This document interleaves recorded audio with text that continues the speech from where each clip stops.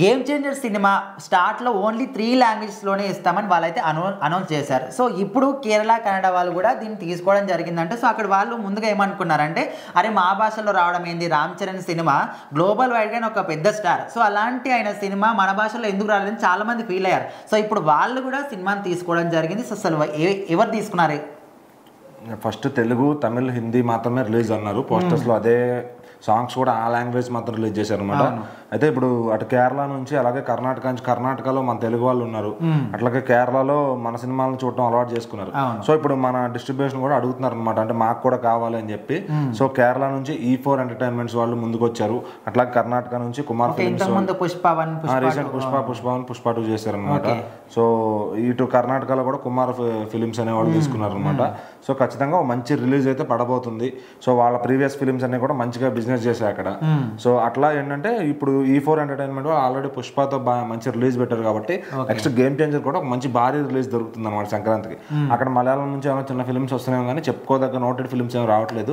So ఇంకా అక్కడ competition కూడా ఏం లేదు. వస్తే సినిమా కానీ కంటెంట్ బాగుంటే వాళ్ళు ఖచ్చితంగా ఎక్కించుకుంటారు. పొలిటికల్ డ్రామా అనేది ఇండియా మొత్తం ఒకటే సబ్జెక్ట్ కాబట్టి సో ఖచ్చితంగా ఇది కేరళలో కూడా వర్కౌట్ అయ్యే ఛాన్స్ ఉంది.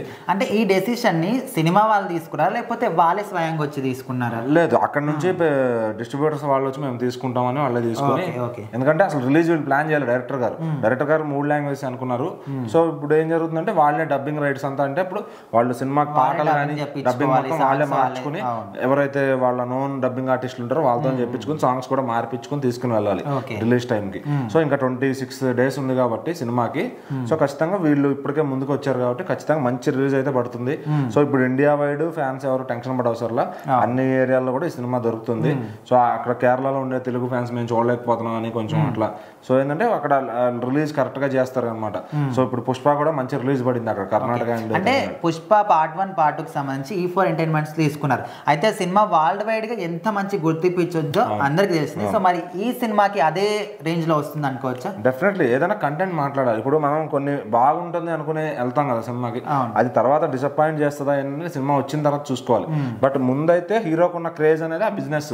ఇప్పుడు వాళ్ళు ముందుకు వచ్చారు అంటే ఆ హీరో క్రేజ్ ని క్యాష్ చేసుకుందామని, ఎందుకంటే అక్కడ చూసే ఆడియన్స్ ఉన్నారు. సో వాళ్ళ డిమాండ్ బట్టి వీళ్ళు ముందుకు వస్తారు డిస్ట్రిబ్యూటర్. లేకపోతే ఊరికే వాళ్ళ జేబులో రూపాయి తీసి పెట్టాలని ఎవడు అనుకోడు. సో డిస్ట్రిబ్యూటర్స్ అడిగి ముందుకు వచ్చారు. సో ఇప్పుడు తమిళనాడులో ప్రాపర్ రిలీజ్ పడబోతుంది, ఎందుకంటే అక్కడ ఆదిత్యరామ్ గారు ఆల్రెడీ పుష్పకి వాళ్ళే చేశారు అనమాట.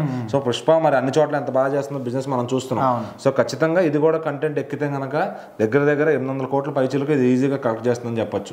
అంటే పుష్ప సినిమా వేవ్ అనేది ఇంకా కూడా కొనసాగుతుంది. సో మరి January 10th వరకు, ఇది January 10th ఉంది సినిమా. సో అప్పటి వరకు ఇదే ఊపు ఉంటుంది అనుకోవచ్చా లేకపోతే కొత్తగా దీన్ని స్టార్ట్ అవుతుంది? పుష్ప రన్ అనేది న్యూ ఇయర్ 1st తారీఖుతోనే అయిపోతుంది.